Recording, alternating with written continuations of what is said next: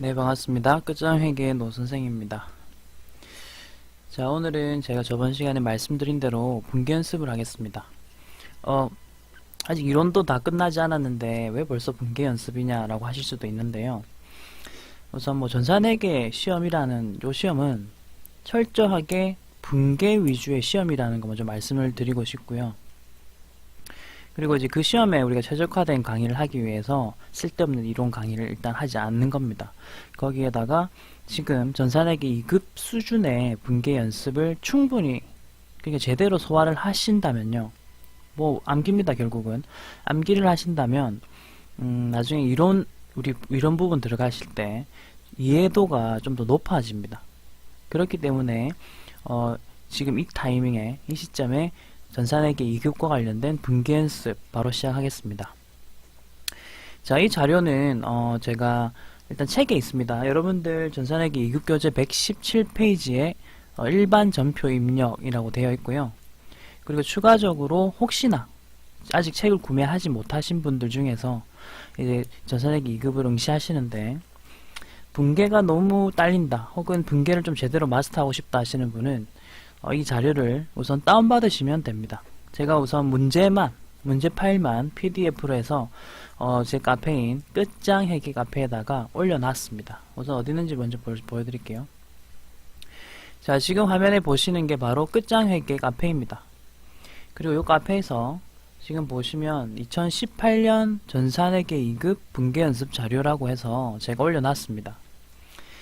자, 요거는 올린 날짜가 2017년이라 되어 있지만 중간에 제가 수정을 할 수 있기 때문에 2018년 자료를 방금 올리고 이제 제목을 수정을 했습니다. 그러니까 요거를 다운받으셔서 우선은 인쇄를 하시든지 컴퓨터에 켜놓으시든지 하시면서 보시면 되겠습니다. 클릭해 보겠습니다. 보시면 제가 글을 적어 놨는데 첨부 파일을 눌러 보시면 여기 전산회계 2급 분계 연습 해가지고 PDF 파일을 올려놨습니다. 그러니까 요거는요, 여러분, 2급에 나올 수 있는 모든 분계를 제가 문제 유형별로 정리를 한 파일이기 때문에 요거 하나면 다른 거 볼 필요 없이 전산회계 2급 수준의 분계 문제는 다 맞출 수가 있습니다. 됐죠? 자, 첫 번째 준비물이고요. 두 번째 준비물은 여러분들이 70회 기출문제 파일을 다운받으셔야 됩니다. 70회 기출문제를 다운받으셔야지만 이따가 분계도 하면서 입력하는 것도 간단하게 보여드릴 거거든요. 그러니까 입력하는 연습을 하실 수가 있습니다. 70회 기출문제는 어디서 다운받으실 수가 있냐 하면 그 네이버로 가셔서요. 네이버로 가신 다음에 자, 제 블로그나 그 다음에 제 카페나 여기서 여러분 찾아보시면 70회 전산회계 2급 기출문제를 제가 모아서 올려놓은 게 있을 거예요. 그거를 찾으시든가 아니면 정석적으로는 한국세무사회 자격시험 검색하시고요. 한국세무사회 자격시험 검색하시고 자, 메뉴에 보면 한국세무사회 자격시험이라는 사이트가 나오죠. 이거 클릭하시고 그 다음에는 여기 로그인을 일단 하셔야 됩니다. 제가 비밀번호가 맞나 모르겠네. 네, 맞네요. 자, 로그인을 일단 하셔야 돼요. 로그인을 하셔야지만 기출문제 볼 수가 있거든요. 두 번째로 프로그램은 요 위에 있습니다, 여러분. 요 위에 수업용 프로그램 보이시죠? 요거 클릭을 하시면 바탕화면에 프로그램 설치 파일이 다운이 되거든요. 그러니까 이제 여러분이 이거 다운 받으셔서 일단 프로그램을 먼저 까셔야 됩니다. 그 다음에 하셔야 될 작업 알려드릴게요. 프로그램이 다 깔렸다 하시면 여기 기출문제 칸이 있죠. 여기를 클릭합니다. 자, 이렇게 클릭을 하시면 전산세무, 전산회계, 기업회계, 세무회계 이렇게 해서 한국세무사에서 주관하는 자격증 시험과 관련된 기출문제 파일들이 여기 다 있습니다. 근데 우리는 전산회계 2급이기 때문에 예를 들면 저 제목에서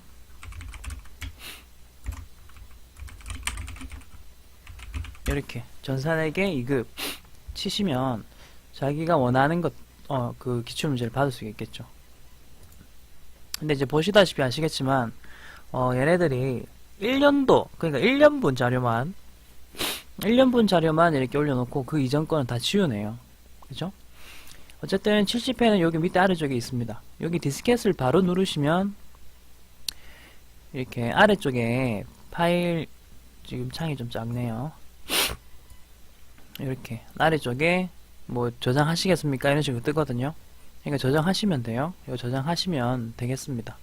저장하신 다음에 이제 압축을 한번 풀어보시면 되고요. 압축 푸는 거는 뭐 여러분이 하시고요. 자, 이제 압축을 풀었다라고 하면, 자, 지금 화면에 보시는 요런 화면이 나올 겁니다. 자, 일단 치우고 요거 하나만 나눌게요. 제70회 전산회계 2급 요 폴더가 하나 생길 겁니다. 더블 클릭하시면, 자, 보시다시피 이렇게 파일들이 있습니다. 파일들이 있죠? 여기서 여러분들이 뭐 먼저 보실 거는 A형, B형 요거 보이시죠? 요거는 문제집 파일이고요. 그 다음에 밑에 답안은 그 기출문제의 답안 파일입니다. 그래서 이제 뭐 혼자 연습하시는 분은 A형이나 B형 둘 중에 아무거나 하나 인쇄하시고 다 하셨으면, 문제 다 푸셨으면 이제 답안 파일 더블 클릭해서 보시면 되고요. 이제 설치할 때 요 설치는 이렇게라는 파일을 먼저 열으셔야 돼요. 먼저 이걸 여신 다음에, 자, 이런 식으로 이제 파일 안에 이제 내용이 있죠. 요거를 올려보시면, 자, 확대를 좀 하겠습니다. 쭉 내려다 보시면 뭘 보여야 되냐면, 여기 보세요. 전산회계 2급, 여기 보이시죠? 그 다음에 샘플 수험번호, 수험번호는 자동 입력이니까 상관없고요. 감독관 번호를 확인하셔야 돼요. 지금 요 번호는 78번이네요. 전산회계 2급 70회 감독관 번호 78번. 요거 기억하신 다음에 이제 그 다음 설치하는 거 알려드릴게요. 자, 우선 Kref 프로그램이 깔려 있어야 됩니다. 그 다음에 요 폴더에 들어가서, 자, 여기 텍스 보이시죠? 텍스 더블 클릭하십시오. 자, 그렇게 하면은 화면에 이렇게 설치 버튼을 선택해라. 그럼 문제가 설치된다 하죠? 예 하면 돼요. 자, 이렇게 하면 창이 하나 떠 있습니다. 자, 수험 번호는 자동 입력이니까 두시고 본인의 이름을 넣으세요. 넣으시고 문제 유형은 연습하실 때는 A형이든 B형이든 상관없습니다. 이게 A형과 B형의 차이는요, 이론 문제의 순서입니다. 실무 문제는 똑같은데 이론 문제도 이제 같지만 순서만 달라져 있어요. 그러니까 1, 2, 3, 4번에 뭐 재무회계 기초 이렇게 나왔으면 B형에는 재무회계 기초 그 문제가 뒤에 이렇게 가 있겠지. 이제 그런 식으로 되기 때문에 연습하실 때는 A형으로 하시든 B형으로 하시든 상관없다. 단 시험 치실 때는요, 시험 치실 때는 본인이 치는 시험이 A형인지 B형인지 잘 구분해라. 그런 말씀을 드리고 싶고, 자, 감독관 번호 아까 78번 70회는 78번이었고요 이제 로그인. 자, 로그인을 하시면 지금 보시는 것처럼 화면에 프로그램이 이렇게 뜹니다. 보이시죠? 자, 요거를 가지고 이제 연습을 하는 거예요. 됐죠? 우선 이렇게 띄워놓고 일단 분계하는 것부터 연습을 하겠습니다. 자, 요 분계부터 연습을 해보겠습니다. 자, 내려보시고요.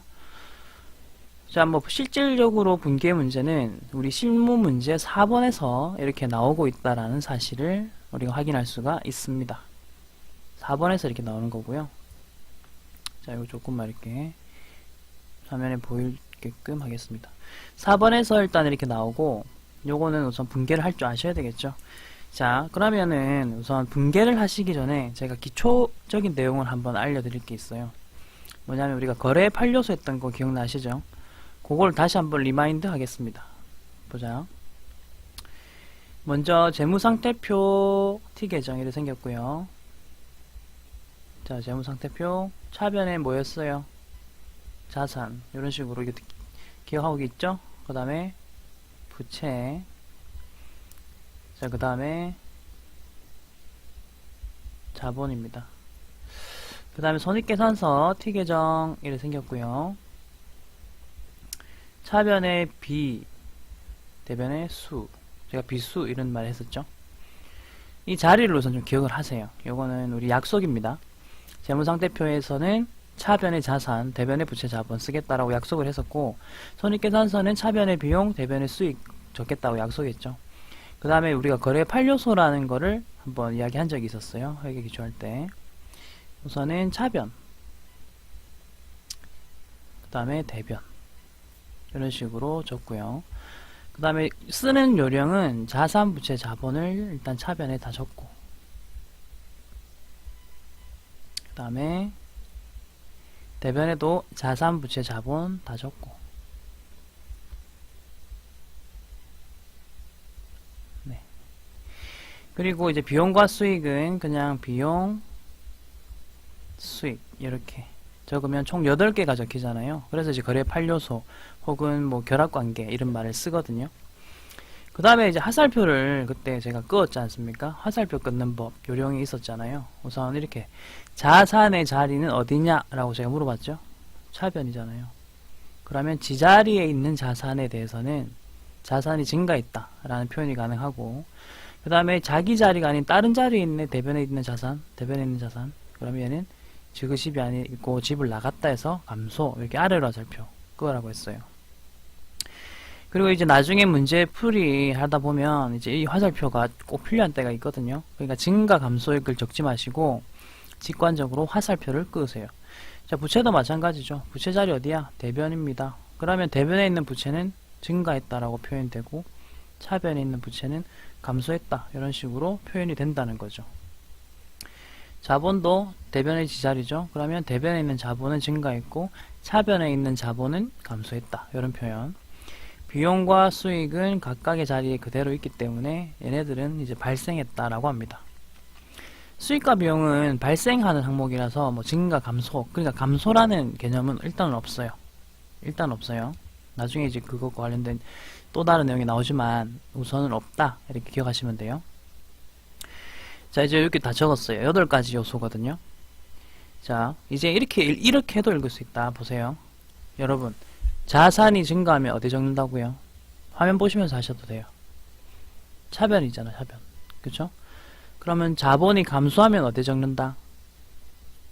차변. 이게 약속이에요, 약속. 이게 언어학적으로 치면 문법이라, 문법. 우리는 분계를 통해서 앞으로 여러가지 기업의 여러가지 거래 종류들을 기록할 거거든요.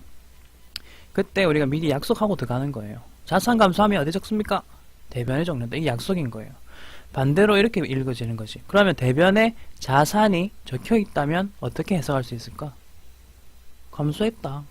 감소했으니까 대변에 적는다니까. 그럼 부채가 대변에 적혀 있다. 이거 어떻게 읽을 수 있을까? 아, 부채 증가했구나. 이런 식으로. 이게 약속이거든요. 그래서 우선 이 거래 판료소 8가지 요소들을 꼭 기억하시고요. 자, 그 다음 두 번째로 말씀드리고 싶은 거는 차변에 4개의 요소가 있죠. 그러니까 분계할 때는 차변에 이 4개의 요소가 적어도 하나는 꼭 나와야 된다. 됐죠? 하나는. 하나 이상이에요. 그러니까 2개 나올 수도 있고 3개 나올 수도 있겠지. 그리고 대변 요소도 적어도 하나는 꼭 나와야 된다. 오케이? 그러다 보니까 이렇게 차변에 자산이 증가하면서 대변에는 자산이 감소하는 거래가 있을 수도 있고, 이게 다 조합이 되는 게라. 차변에 자산이 증가하면서 대변에 부채가 증가하는 거래가 있을 수도 있고, 이런 식으로 이제 다 조합이 됩니다. 그래서 책에는 이제 줄이 이렇게 끄져 있는 거예요. 이렇게 이런 식으로. 됐죠? 요거를 우선 문법입니다. 기억하셔야 되고요. 문법을 기억했으면 단어도 기억해야 되잖아. 우리 그때 계정 과목 이름 외웠잖아요. 그죠? 그게 이제 단어의 이름인 거라. 이게 회계는 기업의 언어라는 표현이 요 분계 때문에 일단 나옵니다. 분계를 딱 읽었을 때 내가 그걸 읽어낼 수 있냐 없냐에 따라서 달라지거든요. 됐죠? 자, 그러면은 이제 분계 연습 바로 해보겠습니다. 방금 저 거래 판료소를 다 암기하셨다라는 가정하에 지금 분계 바로 하겠습니다. 분계는요, 이제 어떻게 하는지 알려드릴게요. 영어 독해하실 때 여러분 직독, 직해 하시죠. 분계도 마찬가지로 문장을 쫙 읽으면서 하나씩 하나씩 분계하시면 되고요. 문장 안에 계정 과목의 이름들이 다 키워드로 있으니까 동그라미 치시면서 하시면 됩니다. 제가 이제 분계하는 법을 알려드릴 거예요. 동그라미 딱 치면서 어떻게 하는지 한번 잘 보시기 바랍니다. 자, 우선 날짜 7월 2일 나왔고요. 지금 문장이 하나상사에서 상품 100만원을 매입하기로 계약을 하고 계약금 10만원을 당좌 수표를 발행하여 지급하다라고 돼 있죠. 그러니까 요거는요, 이 말 자체가, 이 문장 자체가 일단 거래라고 보시면 됩니다. 우리 기초하실 때, 회계 배웠을 때, 거래가 일단 발생을 한다면, 이게 이제 거래가 회계상의 거래인지 아닌지 구분해라 했잖아요. 그리고 거래가 맞으면 분개를 할 수 있는 거잖아요. 그러니까 회계상 거래가 아니면 분개라는 것 자체를 할 수가 없다는 거예요. 이렇게 분개장에다가 분개했었잖아요. 그러니까 거래가 맞으니까 분개장에다가 이제 거래가 맞다 이렇게 적을 수 있는 거예요. 자, 그럼 한번 보세요. 어떻게 되는지. 자, 하나 상사에서 상품이라는 계산 과목 나오면 동그라미 치시면 돼요. 매입하기로 계약을 하고, 여러분 계약하고 자체만으로는 거래가 아니에요. 기억나시나요? 계약, 채용 뭐 이런 거 있었잖아. 구두적으로 계약하다 있고, 계약 자체만으로는 거래가 아니기 때문에 이 앞에 부분은 일단 분개하지 않습니다. 됐죠? 자, 근데 뒤에를 보세요. 계약금, 당좌수표, 발행하여, 지급하다. 돈을 줬죠. 요거는 이제 거래가 되는 거예요. 요거는 이제 거래가 되거든요. 자, 그러면은 이제 어떻게 하시냐면, 앞으로는 계약금이란 단어가 나오면 일단 선이라고 적으세요. 선. 계약금은 미리 주는 거잖아. 그러니까 선금이라고도 하거든요. 그러니까 선이라고 적으시고, 줬는지 받았는지부터 보세요. 계약금을 지급하다 돼 있죠. 그러면 지급자의 급자와 선자를 연결시키세요. 자, 이렇게 하면 계정 과목이 하나 나옵니다. 뭐냐? 선, 급, 금 이렇게 나오는 거예요. 지급, 거기에서 이제 급자가 나오는 거예요. 됐어요? 자, 그리고 선급금은 일단 자산이거든요, 여러분. 그래서 차변에 일단 적습니다. 됐죠? 두 번째, 당좌 수표를 발행하여 지급하다. 나의 당좌 예금 통장에서 돈을 뺏어 준 거거든요. 돈이 들어왔나 나갔나? 나갔잖아. 제가 돈 나가면 어떻게 해야 했어? 자산의 감소를 했잖아요. 자산의 감소는 대변에 적기로 했죠. 자, 당좌 예금 대변 적습니다. 이런 식으로 하시면 돼요. 자, 보시다시피 차변의 선급금, 대변의 당좌 예금입니다. 그러면 이제 질문이 하나 더 들어와요. 선급금은 근데 왜 자산이에요? 계약금 줬잖아요. 라고 하실 수 있잖아요. 그죠? 근데 이게 왜 자산인지 말씀드리겠습니다. 선급금은 계약할 때 미리 일단 놓는 돈이죠. 근데 만약에 생각해보세요. 그 계약이 해지가 되면 어떻게 되는 거예요? 다시 돌려받을 거 아니야. 그러니까요. 일단 계약이 완료되기 전까지는 내 거잖아요. 그렇기 때문에 선급금, 자산의 증가 이렇게 처리하는 거예요. 만약에 계약이 완료가 되잖아요. 그러면 요 차변에 적어놨던 선급금을 나중에 대변에 적는 분개도 하게 될 겁니다. 계약이 완료가 됐으니까요. 자, 일단 요 정도로 해서 기억하십시오. 분개는 그냥 통암기입니다. 통암기. 그래서 뭐 지금은 생각할 필요 없어요. 지금은 어디로 차변으로 가나 대변으로 가나 이거 구분만 좀 잘 하시고요. 그리고 항상 차변 대변이 헷갈리거든요. 그럴 때는 돈을 찾으세요. 돈을. 지금은 여기서 돈이 뭐야? 당좌 예금이잖아. 들어오면 차변, 나가면 대변. 요것만 딱 기억해. 그러면 대변에 당좌 예금 적고 나머지 비는 장소에 선급금 적으면 되잖아요. 그죠? 그냥 뭐 요런 요령입니다. 자, 2번도 마찬가지 방식으로 하시면 되거든요. 봅시다. 분류 상사에서 상품을 구입하기로 계약하고, 여기까지 거래 아닙니다. 대금의 20%를, 자, 요건 20%라고 해서 금액을 직접적으로 주지는 않았네요. 그죠? 근데 100만원에 20%니까 20만원입니다. 요거 뭐 계산하실 수 있을 거고요. 그 다음에 당좌 예금 계좌로 이체하다라고 했어요.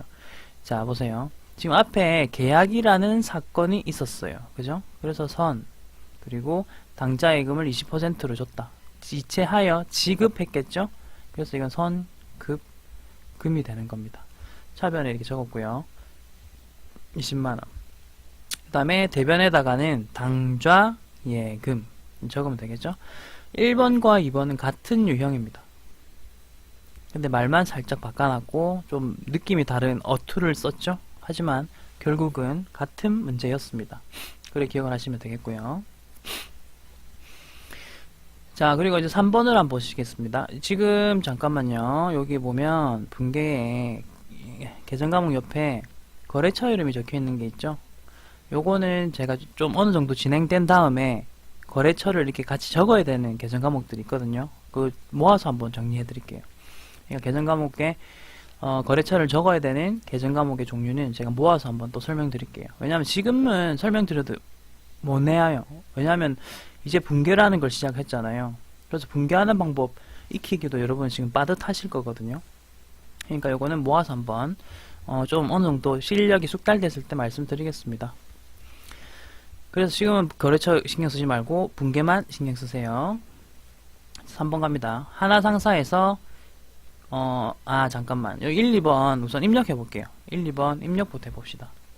자, 요 내용을 이제 입력을 하는 거예요. 자, 아까 프로그램 실행시켰던 거 있죠? 프로그램을 이렇게 실행을 좀 시켜 주시고요. 그 다음에 자, 왼쪽 위에 일반 전표 입력이라고 있을 겁니다. 요거 클릭. 자, 이걸 클릭해 주시면 일반 전표 입력 메뉴가 이렇게 뜨지요. 자, 요 상태에서 이제 날짜 넣는 칸이 여기 나오죠. 여기다가 날짜를 먼저 넣으세요. 1번 문제 7월 2일이었습니다. 됐죠? 7월 2일이고요. 위에 보시면 뭐 이렇게 3개의 계정 과목이 이렇게 들어가 있죠, 여러분. 요거는 그 날짜, 같은 날짜라도 또 다른 거래가 입력이 될 수도 있거든요. 그러니까 요거 지우시면 절대 안 돼. 이거 한 번씩 이런 거 지워야 돼요. 한번 지우시는 분인데 지우시면 안 돼. 지금 바로 넣을게요. 자, 우선은 처음이니까 제가 일반적인 방법부터 알려드리겠습니다. 이걸로만 연습하셔도 충분하거든요. 먼저 자, 이 프로그램에서 보시면 아래쪽에 알림을 한번 보세요. 구분을 입력하세요 라고 해가지고 1번은 출금, 그 다음에 2번은 입금, 3번은 차변, 4번은 대변, 뭐 결산 차변 결산 있죠. 자, 결론부터 말씀드리면 우리는 일단 3번과 4번만 쓸 겁니다. 요것만 넣어도 다 답이 돼요. 혹시 기억나시나요? 이론에서 3전표 해갖고 출금전표, 입금전표, 대체전표 이런 말 했었는데 그때 나온 거예요. 이게 이제 출금은 출금전표일 때, 그러니까 돈이 나간 거래는 요걸로 해도 된다 이 말이고요. 입금은 입금전표, 돈이 들어왔을 때는 요거로 하면 된다. 이 분류를 하시면 돼요. 그 다음에 대체전표는 3번과 4번을 다 이용하는 거죠. 근데 프로그램에서는 어쨌든 3번, 4번 두 개 다 쓰셔도 된다. 그것만 기억하세요. 자, 그러면은 차변부터 넣을게요. 3번 누르시면 돼요. 3번. 자, 위에 차변 됐죠? 그리고 이제 계정 과목을 넣는 법을 알려드릴게요. 두 가지 방법이 있습니다. 지금 선급금 넣고 싶죠, 여러분? 그러면 자, 이 커서가 계정 과목에서 코드 번호 요 위치에 있을 때 두 글자만 일단 넣어보십시오. 선급이라고. 선급. 자, 선급 쳐볼게요. 선급. 엔터. 그러면은 선급이 들어가는 계정 과목을 지가 알아서 이렇게 조회를 해줍니다. 그러면 화살표 위아래로 이렇게 누르시면서 원하는 계정 과목을 이렇게 넣으시면 됩니다. 됐죠? 두 번째 방법은요, 방금처럼 계정 과목 코드 번호에다가 커서를 옮겨 놓으시고요. 위에 F2번 누르세요. F2번 누르시면 이제 조회 창이 뜨거든요. 여기서 선급, 그리고 금까지 치셔도 되고 선급만 치셔도 되고 조회하는 거니까. 자, 선급금 나왔죠? 엔터 치셔도 되고 확인하시면 되고. 됐죠? 그리고 이제 여기서 뭐 지금은 답안 한번 보세요. 보시면 하나상사라는 게 이렇게 있었잖아요. 거래처를 넣는 거거든요. 자, 메뉴 한번 보십시오. 여기 거래처를 넣는 칸이 있잖아요. 그죠? 여기서 이제 하나상사를 넣으시면 되는데 넣는 방식 똑같아요. 여기서 코드 번호, 여기 번호 있는 데다가 하나 치셔도 되고요. 나오죠? 혹은 아까처럼 F2번 누르시면 돼요. 하나 이렇게 치시면 돼요. 하나 카드 하나 상사 있는데 우린 하나 상사 엔터 치시면 됩니다. 됐나요? 자, 넣으셨으면 이제 화살표 키를 오른쪽으로 이렇게 누르보시면 차변에 이렇게 커서가 옮겨집니다.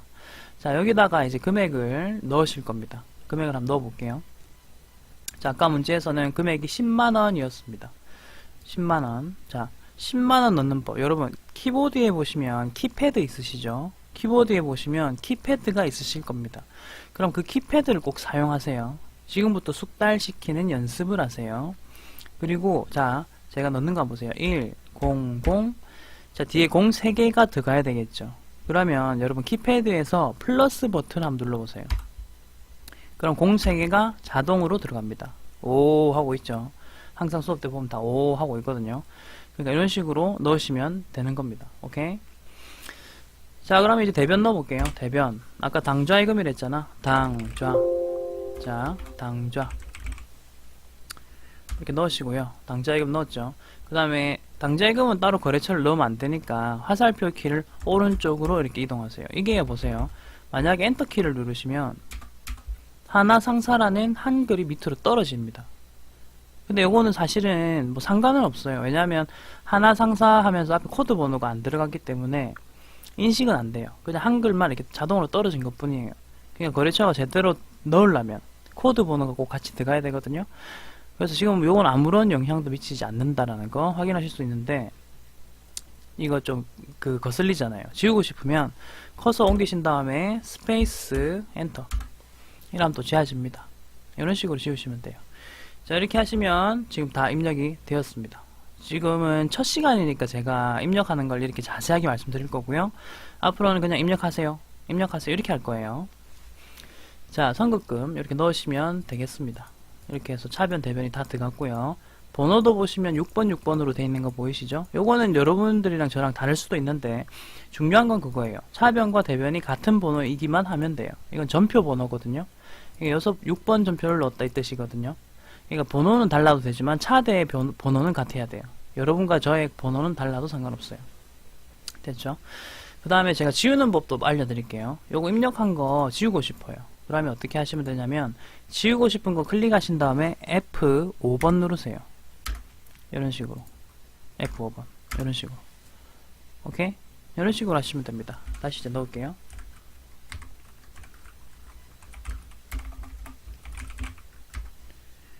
선급금 하나상사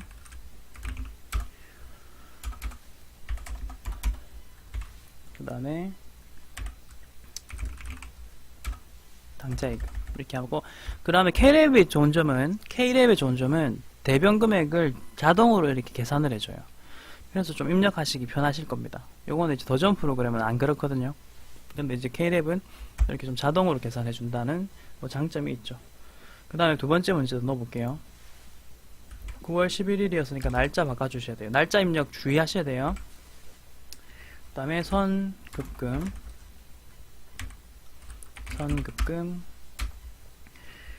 그리고 이거는 분류상사. 아까 금액이 20만원이었죠? 이런 식으로. 이거는 입력은요, 여러분.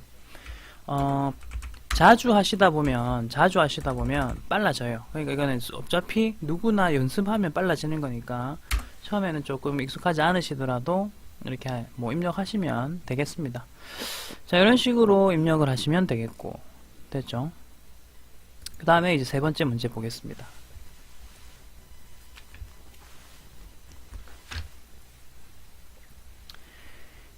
자, 보세요. 하나상사에서 이제 거래처 나오면 괄호를 좀 쳐주세요.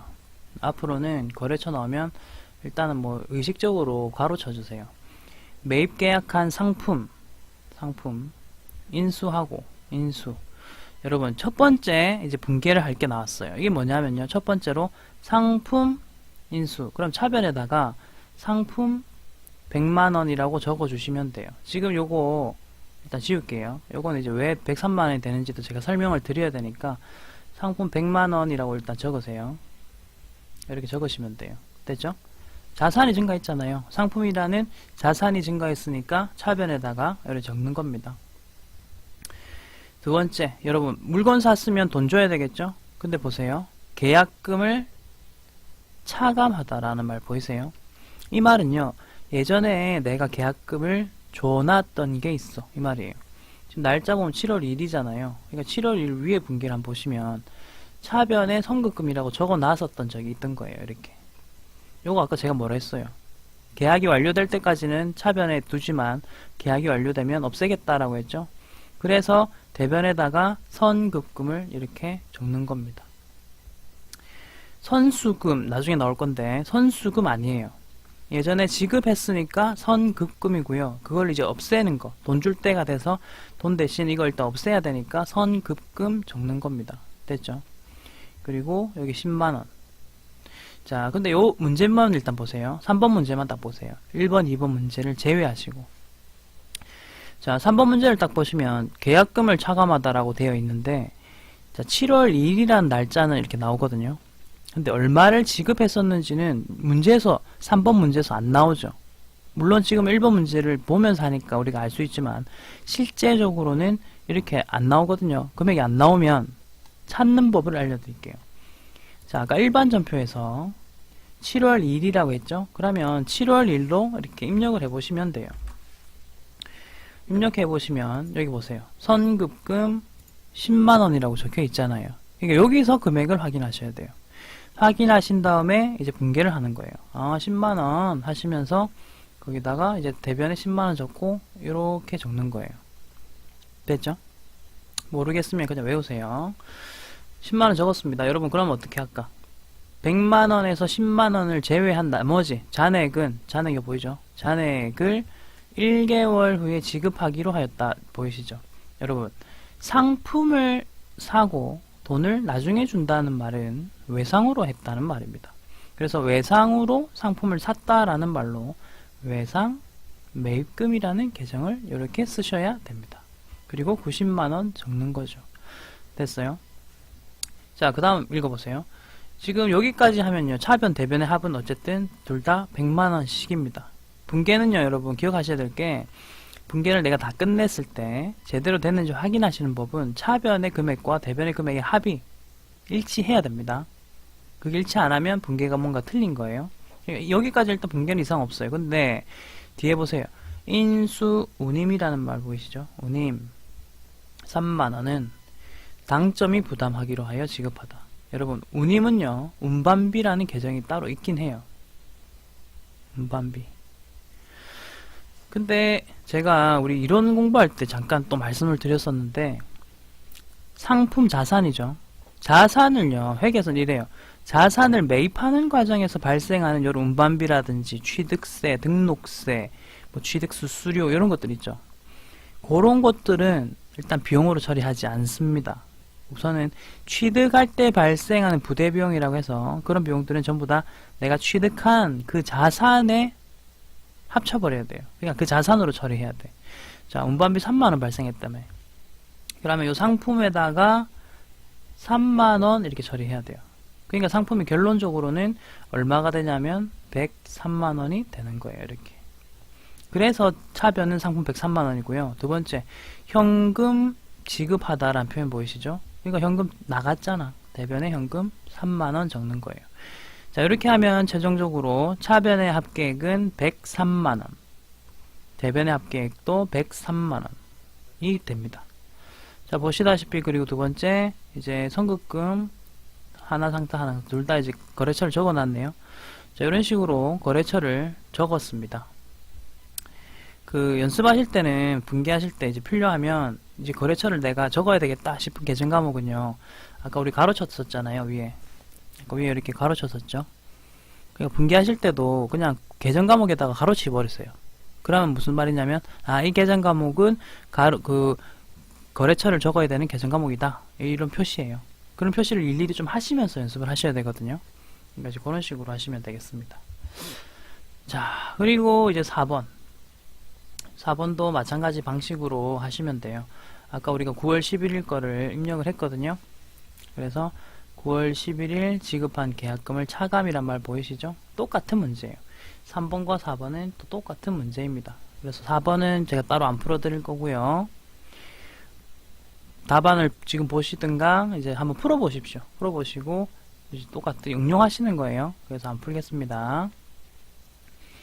자, 그 다음 5번 하겠습니다. 남산 상사에서 판매용 화장품. 자, 이 문제의 키워드는 요거예요. 판매용 화장품이란 단어 보이시죠? 이 말에서 여러분은 상품을 떠올리셔야 된다라는 겁니다. 왜냐하면 판매용, 팔려고 매입을 했네요. 팔려고 외부로부터 사오는 것을 우리는 상품이라고 합니다. 오케이? 비슷한 말로는 제품이 있는데 제품은 상품과의 차이점은요. 일단 두 개의 공통점은 둘 다 판매용이에요. 근데 제품은 내가 공장에서 직접 만들어낸 거, 제조한 것을 제품. 그리고 상품은 팔려고 외부로부터 사온 게 상품입니다. 전산회계 2급에서는 분계할 때 상품만 나옵니다. 왜냐하면 아직 회사가 작고요. 상기업을 가정으로 하거든요. 전산회계 1급 가면 회사가 좀 커지고요. 이제 좀 장사가 잘 돼서 공장 하나 세웁니다. 그래서 공장에서 하는 회계, 원가 회계도 배우고요. 그리고 제품도 이제 등장을 하는 거예요. 어쨌든 지금은 상품만 분계에 등장한다. 요것만 기억하시면 돼요. 자, 그래서 이제 판매용 화장품을 매입하고 요까지가 일단 1차적으로 여기 분계하시면 돼요. 상품 보이시죠? 근데 200만원이잖아요. 이것도 아까처럼 하시면 돼요. 일단은 요거 지우고 200만원 매입하였다. 직독 직해하듯이 순서대로 하시면 돼. 그리고 대금 중 50만원은 소유하고 있던 거래처 발행 당좌수표. 여러분, 자, 거래처가 발행한 당좌수표. 요거 계정 과목 뭔지 한번 떠올려 보시겠어요? 제가 요거 강의한 적 있어요. 혹시 동, 현, 당 기억나시나요? 여러분, 거래처가 발행한 거는 다른 말로 하면 동점이 발행했다 이런 표현을 쓸 수 있댔잖아요. 그리고 내가 발행한 거는 당사가 발행했다 할 수 있었잖아요. 그래서 뭐야, 거래처가 발행한 당좌수표 난 돈으로 받거든요. 그래서 계정 과목은 요거 현금. 현금을 준 거나 마찬가지예요. 자, 보세요. 그래서 현금 보이시죠? 그리고 또 일단 지울게요. 먼저 50만원을 줬습니다. 이렇게 순서대로 해보세요. 순서대로 가시면 돼요. 자, 현금 50만원을 주었다. 자, 요 번호 매길게요. 1번, 2번. 이런 식으로. 자, 그리고 잔액은 여러분 200만원 중에서 50만원 줬으니까 나머지 150 남겠죠? 그게 잔액입니다. 150은 내가 이제 당좌수표를 발행했네요. 당사가 당좌수표를 발행하다. 여기 보이시죠? 나머지 150이에요. 이게 3번. 요까지 일단 이해해보세요. 상품 200만원짜리 샀고, 그 다음에 일단 거래처가 발행한 당좌수표 줬고 50만원, 그 다음에 내가 이제 수표 당좌수표 발행해서 줬다 150만원. 그러니까 차변 200, 대변 200 합치면 됐지? 근데 여기서 안 끝난다는 거지. 분계는 단 보세요. 매입 운임이 발생했대요. 자, 매입 운임 요것도 이제 기억해야지. 아까 전에 운임은 운반비라는 계정이 있긴 해요. 하지만 자산을 매입할 때 발생한 부대 비용이기 때문에 자산, 지금 상품이란 자산을 매입하고 있었죠. 거기에다가 그냥 더 해라. 그러니까 차변 상품 2만원 이래 처리하는 거랑 마찬가지거든요. 근데 제가 왜 더 하는 표시를 하냐면 차변에 같은 계정을 따로따로 쓰진 않잖아요. 합쳐서 쓰면 되니까.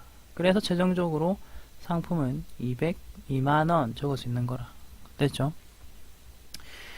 자, 그리고 이제 대변을 보시면 현금에다가 이것도 봐봐. 현금으로 지급했잖아. 현금 2만원 나갔지? 그럼 대변을 딱 보니까 이미 대변에 현금 한번 적었거든? 여기다가 2만원이라고 적는 걸 합치는 거라, 이렇게. 그 다음에 이제 최종적으로 1, 2, 3, 4, 여기 4번. 이게 이제 5번 되겠네. 자, 이게 최종적으로 이제 결론을 지어볼게요. 결론은 뭐냐 하면, 차변, 상품 202만원입니다.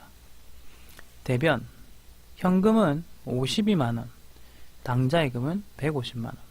차변의 합계, 대변의 합계 일치합니다. 이런 식으로 이제 분계를 하시면 되겠습니다. 되죠? 자, 그 다음 6번. 자, 6번은 특이점이 하나 있습니다. 좀 다른 문제니까 다른 색깔로 할게요. 읽어보세요. 남산 상사에서 업무용 컴퓨터를 200만원에 구입을 하고 라고 말 보이시죠? 우선 업무용 컴퓨터. 자, 5번 문제와의 차이점 한번 보세요. 5번에서는 판매용 화장품이었죠. 근데 지금 밑에는 업무용, 우리 회사에서 쓰려고 샀어 이 말이거든요. 그러면 계정 과목은 비품입니다. 자, 그리고 구입을 하였다. 그러면 요까지 일단 분개할 수가 있죠. 비품은 자산이거든요. 그래서 비품 이렇게 차변 적을 수 있죠. 두 번째, 9월 1일 날 계약금으로 지급한 이라는 말 보이시죠? 날짜 나왔고요. 그 다음에 계약금으로 지급한 이란 말 나왔죠. 자, 여기에서 얼마인지도 사실은 나와 있네요. 50만원을. 그러면 아까는 금액이 없어서 그 날짜로 가서 한번 찾아보는 작업을 했지만 이렇게 금액이 있을 때는 뭐 할 필요는 없어요. 계정 과목이 선, 계약금은 선, 지급이니까 급 보이시죠? 두 개 합치면 선급금으로 처리했겠구나 이렇게 하시면 돼요. 요거를 차감합니다. 그러면 여기 대변 2번 선급금 차감 50만원 차감하면 돼요. 그리고 잔액은 당점이 발행한 어음으로 지급한다. 자, 요거 동연당당 하시면 안 돼요. 동연당당은 당자 수표일 때만 제가 된다고 했거든요. 그러니까 어음은요, 내가 줬으면 지급어음, 받았으면 받을어음이에요. 근데 밑에 다 보세요. 미지급금 돼 있죠. 자, 요거는 한번 다시 기억을 되살려 보시면 되는데, 여러분 받을어음 혹은 지급어음 있죠. 혹은 또 예전에 외상매출금, 그 다음에 외상매입금 배우셨잖아요. 걔네들의 특징을 지금 혹시 기억 안 나시면 회계 생기조 끝장내기 책 찾아보세요.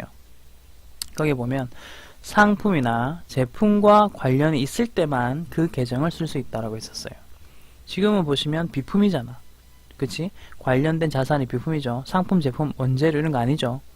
그러면은 외상매출금, 외상매입금, 받을어음, 지급어음 못 써요. 오케이? 그럼 보자. 어음을 줬다라는 말은요. 야, 나중에 내 돈 갚을게. 이 어음 들고 은행에 와. 이 말이에요.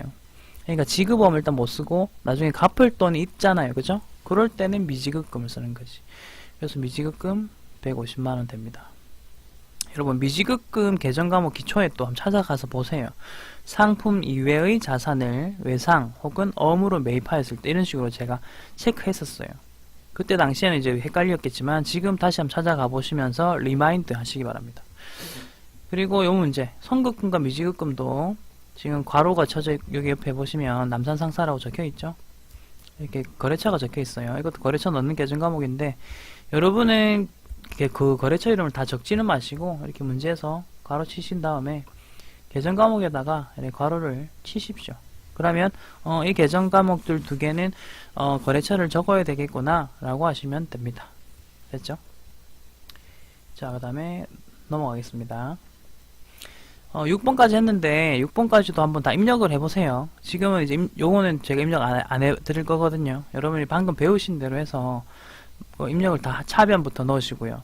그 다음에 대변 이렇게 넣으시면 돼요. 차대 이렇게 넣지는 마시고요. 입력하실 때 차변을 다 넣고 대변을 입력하시든지 혹은 대변 거를 다 넣고 차변 걸 입력하시면 돼요. 물론 그 전에 분계를 지금처럼 다 하신 다음에 입력을 하시면 돼요. 자, 이제 7번 해보겠습니다. 자, 탐탐PC에서 판매용 컴퓨터. 자, 키워드 판매용 컴퓨터잖아요. 여기서 상품을 이렇게 떠올리시면 되겠고요. 250만원에 샀다라고 했죠. 근데 이것도 금액 일단 씌울게요. 250에 일단 샀는데 조금 속도 높입니다. 외상으로 샀어. 자, 외상매입금 일단 요거 1번, 외상매입금 2번입니다. 요거 순서 중요하지 않아요. 대변에 뭐가 먼저 입력되든지 말든지 아무런 순서 중요하지 않고 분계하는 순서만 기억하세요. 외상매입금 250만원 됐죠? 그리고 탐탐PC니까 뭐 괄호 이렇게 쳐놓고 탐탐PC. 자, 여기까지 일단 분계는 끝났습니다. 그 다음 보시면 당사부담에 운반비가 있다. 자, 상품이라는 자산을 매입하는 과정에 운반비가 5만원이 들었고요. 이건 현금으로 지급한다 했죠. 그러면 여기다가 5만원을 더하시고요. 상품에다가 5만원. 그럼 최종적으로는 255만원 되겠고, 그 다음에 마지막으로 현금 지급. 나에게로부터 현금 나갔잖아. 그치? 자산의 감소는 대변이거든. 그래서 대변의 현금. 이런 식으로 하시면 7번 문제에 대한 분계가 완료가 됩니다. 자, 옆에 이렇게 뭐 기출 몇 회에 나왔는지 다 나와 있거든요. 그러니까 제 강의 자료들은 항상 최신의 자료들로만 합니다. 그 기존에 있는 교재들 보시면 한 5년 전, 뭐 몇 년 전 자료를 그대로 그냥 쓰거든요. 오타까지도 똑같은데 제 자료는 항상 이렇게 업데이트가 됩니다. 그래가지고 요거 가지고 하시면 최근 시험에 대한 대비가 확실하게 되실 겁니다. 자, 8번. 자, 좋은 조명의 8월 말 현재 외상매입금 잔액 전부를 지급기일에 지급함에 있어 당점 거래은행인 기업은행의 당자입금 계좌에서 송금하여 주다. 요건 좀 이제 좀 처음으로 나온 또 특이한 문제인데 다시 해볼게요. 좋은 조명 가로 8월 말 현재 외상매입금. 자, 외상매입금 동그라미 계정 과목 이름 나왔지? 잔액 전부를 지급기일에 지급하다. 이거 보세요. 지급하다라는 말은 갚았다라는 뜻입니다. 갚아서 당점 거래은행인 기업은행에 자 당좌예금이란 말 나왔죠. 계좌에서 송금하여 보내주다 라고 나왔습니다. 우선은요 계정 과목부터 적는 법을 한번 볼게요. 여러분, 외상매입금 잔액, 요거부터 보세요. 자, 외상매입금의 뜻을 기억해 보세요. 내가 갚아야 되는 돈이죠. 부채입니다. 그러니까 지금 현재 잔액이 있다라는 말은 외상매입금이 부채로서 대변에 존재하고 있는 상황이라고요. 그러면 보세요. 이 부채를 내가 갚았잖아요. 그럼 부채는 감소가 되겠죠. 그래서 이 외상매입금이란 부채가 감소가 되니까 차변에다가 이렇게 적습니다. 부채의 감소로서. 됐죠? 두 번째, 그럼 돈을 줬을 거 아니에요. 밑에 보세요. 당좌예금에서 송금하여 주다라고 돼 있죠. 그럼 이렇게 돈 나갔잖아요. 당좌예금으로. 그래서 당좌예금이 2번이 되는 거예요. 요까지 일단 아시겠어요? 자, 그 다음 금액을 확인하는 법을 알려드릴게요. 지금 우리가 조회를 안 배웠으니까 그냥 요 문제에서 조회도 나중에 한 번에 제가 모아서 깔끔하게 정리해 드릴 거거든요. 그러니까 지금은 그냥 어디에 가서 조회를 했는지만 알려드리겠습니다. 우선 보실 게 뭐냐면 거래처 이름이 나왔고요. 그리고 외상매입금이라는 계정 과목이 나왔습니다. 그럼 요 두 개의 조합, 그러니까 거래처의 외상매입금 잔액을 내가 알고 싶을 때 가는 장소를 알려드릴게요. 거래처 원장이라는 데가 있습니다. 원장. 그리고 날짜는 8월 말 현재라고 되어 있네요. 이거 보이시죠? 자, 좋은 조명 외상매입금. 요거는 거래처 원장 가서 금액을 찾는다. 요거 기억하십시오. 지금은 요 정도만 하세요. 나중에 또 조회하는 거 모아서 알려드릴 테니까. 자, 프로그램 거래처 원장은 여기 있습니다. 그 다음에 8월 말 현재고요. 그러면 이제 창이 뜨면 제가 조회하는 걸 보여드릴게요. 자, 창 떴죠? 우선 8월 말이면 여러분 8월 31일, 8월 30일 이렇게 시점으로 고정시키세요. 요 기간으로 설정 안 해도 돼요. 그 다음에 계정 과목 이름 F2번 누르시고 외상 매입금이고요. 매출금 아니고요. 그 다음에 좋은 조명인데 여기서는 하는 법 좋은 조명 치셔도 되는데요. 그냥 엔터 쳐보세요. 엔터 치시면 첫 번째 거래처로부터 제일 마지막 거래처까지 나옵니다. 그리고 좋은 조명은 일단 메뉴에 있죠. 자, 그럼 잔액은 300만원이라는 사실을 여기서 이제 확인을 하시고요. 됐죠? 확인을 했으면 이제 문제로 가서 금액들을 이렇게 300 이렇게 적으시면 되는 겁니다. 네. 자, 이런 식으로 하시면 되겠습니다. 이렇게 이제 조회를 하고 분기를 해야 되는 문제들이 간간히 나옵니다. 그래서 조회를 어디서 해야 된다 이렇게 말씀을 드렸고요. 그 다음에 9번 합니다. 독도상사의 외상매입금. 이것도 보세요. 외상매입금. 그 위에 문제는요, 여러분. 자, 일단 위에 문제 다시 말씀드리면 외상매입금도 이렇게 거래처를 적어야 되는 계정 과목이었습니다. 일단 요거 또 종합해서 말씀드릴 테니 잠깐만 기다려 주시고요. 자, 그 다음 9번 문제 하겠습니다. 독도상사의 외상매입금 150만원을 일단 외상매입금 150만원을 이라는 말 나왔죠. 그러니까 이미 있었다. 외상매입금은 부채, 빚이거든요. 이미 있었다. 근데 그걸 뒤에 보시면 수표와 그 다음에 뭐 이렇게 하고 지급하다란 말 보시죠. 갚았다. 갚았으면 첫 번째 봐봐. 첫 번째 뭐야? 그러면 빚을 없애야 될 거 아니야. 그래서 차변에 외상매입금 150이라고 이렇게 부채 감소를 차변에 적으시고요. 그 다음 대변에다가는 보세요. 자기압수표 100만원과 이것도 현금이고요. 그 다음에 보유하고 있던 거래처가 발행한 당좌수표. 아까 뭐였어? 현금이잖아. 얘도 현금이야. 그래서 총 150이 나간 거다. 이렇게 적을 수가 있다는 거지. 됐죠? 그리고 요 외상매입금은 거래처를 일단 적었고요. 자, 여러분 분개하실 때 지금 어떻게 하시는지 모르겠는데 이렇게 간단하게 이렇게 적으세요. 지금 9번 답을 제가 답지에 적는다라는 생각으로 알려드릴게요. 외상매입금 적으시고요. 아까처럼 가로 치시고 금액은 150 적고 이렇게 콤마 찍는 연습 하시고요. 그럼 슬래시 끄세요. 슬래시. 이게 이제 차대를 구분하는 거예요. 차변 대변 구분. 그리고 현금 150 이런 식으로 적으라고. 오케이? 이런 식으로 이렇게 적으시라고요. 요거를 이제 계속 연습을 하셔야 돼요. 그래야지 나중에 분개하실 때 빨리빨리 기록을 하실 거거든요. 자, 그다음 10번입니다. 자, 루리 상사에서 외상으로 매입한 대금, 상품 대금 400만원을, 자, 보세요. 외상으로 매입했었잖아. 그러니까 이게 두 개 합쳐봐봐. 외상 매입금이 되거든. 요 상품 대금 400만원을 예전에 외상으로 매입해서 외상 매입금이라는 부채, 빚이 있었다. 어디에? 대변에 있었겠지. 증가했을 때는. 그때는 증가했을 거 아니야. 근데 이거를 약속기일보다 빨리 지급하다라는 말 보여줘. 일단 지급했죠. 갚았다라는 말은 빚을 없애라.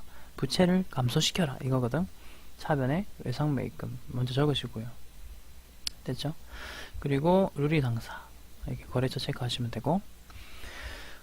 그 다음에 3%를 할인받고란 말 보여줘. 할인을 동그라미 치세요. 할인 동그라미 치시고. 자, 뭐 하다가 지금 할인된 거야? 뭐 했던 거? 외상으로 매입했던 걸 할인 받았지. 그래서 여러분, 매입, 할인 이렇게 묶으세요. 묶으신 다음에 계정 과목, 매입 할인이란 계정이 있거든요. 적으시면 되고. 그 다음에 봐봐. 3%를 할인 받았지? 3%.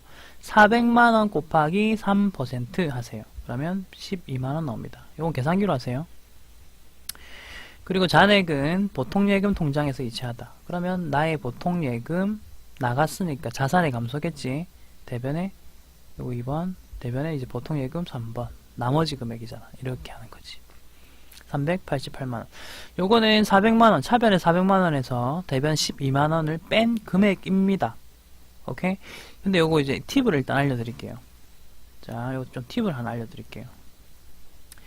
아까 우리 요 분계해보면, 자, 프로그램 특징 하나 있었어요. 날짜부터 넣을게요. 8월 24일 넣고요. 요거는 제가 입력하는 거 보여드릴게요. 좀 특이한 거니까. 3번, 그 다음에 외상 매입금, 그 다음에 루리 상사죠. 루리 금액은 400. 플러스 버튼 누르면 공색에 들어간다 했어요. 대변, 이제 매입 할인부터 쳐볼게. 매입 할인. 우선은 매입 할인이 여러 개 떴죠. 그죠? 자, 오른쪽에 참고를 한번 보시면 관련된 자산 이름이 적혀 있다. 자, 문제를 잘 봐봐. 위에 보세요. 상품이라고 보이세요? 상품이잖아. 그지? 그러면 상품과 관련된 요 148번 매입 할인을 꼭 넣어주시라. 요거 일단 주의하시고, 그 다음에 화살표 키를 오른쪽으로 누르시고 금액 12만원으로 다시 올리면 돼요. 12만원으로 바꿔주셔야 돼요. 그리고 대변 나머지 금액, 자, 보통예금 388만원. 이거 아까 내가 계산기로 계산해도 된다 했잖아. 근데 프로그램 잘 봐봐. 대변이라 넣었어요. 대변이니까. 자, 이제 보통예금 넣어볼게요. 오른쪽에 한번 보세요. 잔액이 자동으로 입력된 거 보이시죠? 그러니까 이게 약간 그런 거예요. 프로그램이 자동으로 계산해 준다 했잖아요. 이렇게 계산이 돼요. 오케이? 요거를 이용하는 법을 또 알려드릴게요. 그러니까 이렇게 분계 적으실 때 이제 어떻게 적으시면 되냐면, 자, 위에 답처럼 이렇게 요 답을 만약에 우리가 책에다가 혹은 문제지에다가 적을 때는 차변에 외상 매입금 적으시고요. 괄호 치시고, 이건 이제 거래처 더 가야 되니까 400만원 이렇게 하시고, 대변에 매입 할인 하시고요. 그 다음에 뭐 12만원 적었어요. 그리고 보통예금도 이렇게 적으세요. 보통예금 적었죠. 그리고 잔액이잖아, 그지? 그럴 때는 줄을 이렇게 끄세요. 이 말의 뜻이 뭐야? 나는 잔액 입력할 거야. 내가 계산하지 않겠어. 라는 뜻이에요. 오케이? 프로그램에서 어차피 이렇게 알려주니까. 그러니까 우리가 이렇게 입력을 하시면 되는 겁니다. 자, 뭐 잘하고 있고요. 일단 13번까지 하고 일단 끊겠습니다. 13번까지 하고 잠깐 끊을게요. 자, 13번. 자, 거래처 남산 상사에서 다음과 같이 상품을 매입하다란 말 보이시죠? 자, 여기서 바로 나오잖아. 상품. 오케이? 금액은 아래쪽 그림을 보시면 돼. 수량, 단가. 단가는요, 여러분, 한 개당 가격입니다. 그럼 수량에다가 한 개당 가격을 곱하면 금액이 나오겠지? 그래서 총 금액은 350만원이네요. 그래서 350만원 차변 적고. 자, 대변 보세요. 물건 샀으면 어음을 줬다는 말이야, 받았단 말이야. 줬겠지? 지급어음 이렇게 적는 거지. 그리고 350 적고, 그 다음에 거래처 적혀 있는 거 확인하시고, 자, 이렇게 거래처 체크 하시면 되겠죠. 거래처 확인하시면 되겠고, 위에도 거래처 이렇게 체크하시면 돼요. 아까처럼 적으세요. 제가 알려드린 대로 그 방법대로 적으시면 됩니다. 자, 그 다음 12번 보세요. 대구 상사의 상품 매입 대금으로 발행해서 준 약소금. 이거는 과거형이잖아. 과거에 내가 어음을 준 적이 있었어. 지급어음이잖아. 지급어음 자리 원래 어디야? 대변이거든. 부채잖아요, 부채. 근데 보세요. 만기가 돼요. 만기는 이제 갚을 날짜가 됐다는 뜻이잖아요. 그럼 이제 어떻게 해야 되느냐? 대변에 있던 지급어음을 차변으로 적어줘야지. 이렇게 하면 이제 감소시키는 거거든요. 어음이 이제 감소된 거예요. 지급어음 갚았다 뜻이에요. 그리고 90만원 적으시면 되고, 그렇죠. 그리고 당사의 보통예금 계좌에서 이체하여 지급하다. 보통예금 이체하여 지급. 대변의 보통예금. 이렇게 하면 되지. 여러분 처음에 이거 차변의 지급어음인지 대변의 지급어음인지 혹은 차변이 보통예금인지 대변이 보통예금인지 분명히 헷갈릴 거거든요. 처음에는 이렇게 하세요. 계정 과목을 먼저 뽑아내시는 연습하시고요. 키워드 보시면서 계정 과목 뽑아내시고요. 그 다음에는 뭐부터 하시면 되냐면 찍독집계처럼 하셔도 되는데 정 안 되겠으면 현금, 보통예금, 당좌예금 같은 돈들 있잖아요. 그게 들어왔는지 나갔는지를 먼저 찾아보세요. 들어오면 차변, 나가면 대변. 오케이? 그냥 그것만 좀 기억을 하세요. 그것만 잘 기억해서 그거 먼저 하시고 그 다음에 남는 계정은 남는 자리에 넣는데 이 생각으로 처음에는 그래 하시면 돼요. 익숙해지시면 이제 굳이 그래 안 하셔도 되는데 헷갈리시면, 정 헷갈리시면 초보 때는 이제 그런 방법을 제가 알려드리거든요. 그렇게 하시면 됩니다. 자, 이제 13번 해보겠습니다. 당좌거래 계약을 맺은, 그 다음에 국민은행에 현금 200만원을 당좌 예입을 하다. 이 표현을 좀 아셔야 되죠. 내가 현금이 200 있고요. 은행 통장에 입금했다는 뜻이에요. 됐죠? 그럼 내가 가지고 있던 현금은 사라지겠죠? 현금 사라졌으니까 대변. 두 번째, 나의 예금 잔고는 늘어나겠죠? 차변에 당좌 예금 적으면 됩니다. 자, 여기까지 일단 네 했고요. 이제 끝내기 전에 하나만 더 말씀드릴게요. 아까 거래처를 적어야 되는 계정 과목이 있었잖아요. 그것만 조금 말씀을 드리고 마무리 짓겠습니다. 네, 거래처를 적어야 되는 계정 과목에 대해서 한번 보여드리고 마무리 짓겠습니다. 이게 제가 사실은 책에다가 넣어야 되는데 못 넣었었어요. 그래서 그 전산회계 1급에 있었던 내용 잠깐 보여드릴게요. 전산회계 1급에 있는 거 보여드리고 이제 마무리 짓겠습니다. 네, 요 화면인데 요것만 보고 자 지금 화면 이제 거래처를 넣어야 되는 계정 과목이 나옵니다. 자, 요거는 이제 요 화면을 이렇게 봐주세요. 네, 이제 나오네요. 요걸 보면서 말씀드리겠습니다. 요거는 뭐 캡처 하시든가 아니면은 뭐 이렇게 알아서 좀 필기하시면 돼요. 그래서 말씀드리고 싶은 건 그거예요. 지금 보시면 여기 왼쪽에 한번 보세요. 계정 과목 이름들이 나와 있습니다. 선급금, 선수금, 미지급금, 미수금, 그 다음에 외상 매출, 외상 매출 등등 요 계정들의 특징이 있어요. 뭐냐면 채권과 채무라는 겁니다. 채권은 나중에 돈을 받을 권리란 뜻이고요. 채무는 나중에 내가 돈을 갚아야 되는 의무라는 거예요. 그래서 보시다시피 얘네들은 전부 다 특성상 돈을 나중에 갚아야 되든지 받아야 되든지 둘 중에 하나입니다. 그래서 이걸 제가 암기하는 방법으로 이제 앞글자 따기를 한번 예전에 해봤었는데요. 선, 미, 외상, 어음, 기타 이렇게 되는데 뭐 그냥 들으세요. 선미야 외상값 갚아라. 어음으로 갚을래? 아니면 기타로 맞을래? 뭐 이렇게 했었던 게 있어요. 그래서 어쨌든 요거 계정 과목입니다. 요거 계정 과목이 이제 거의 우리 시험에 나오는 거래처를 넣어야 되는 계정 과목들이라 거의 모든 계정 과목이에요. 여기 보시면 되겠죠? 그리고 오른쪽에 있는 그림이 나타내는 거는 뭐냐면 요 계정 과목들의 자리입니다. 원래 자리. 그게 차변에 있는 선급금부터 임차보증금까지는요 자산입니다. 자산. 그 다음에 대변에 있는 선수금부터 임대보증금 요까지는 부채입니다. 그러니까 무슨 말이냐, 얘네들이 증가, 자 차변에 있는 것들 보세요. 차변에 있는 선급금부터 임차보증금 얘네들 자산이랬잖아. 그러니까 증가하면 차변에 적고 감소하면 대변에 적어라 이 뜻이고, 그 다음에 대변에 있는 선수금 임대보증금까지 요건 대변 계정이지. 그러면 증가하면 대변에 적고 감소하면 차변에 적어라. 뭐 그런 이야기입니다. 됐죠?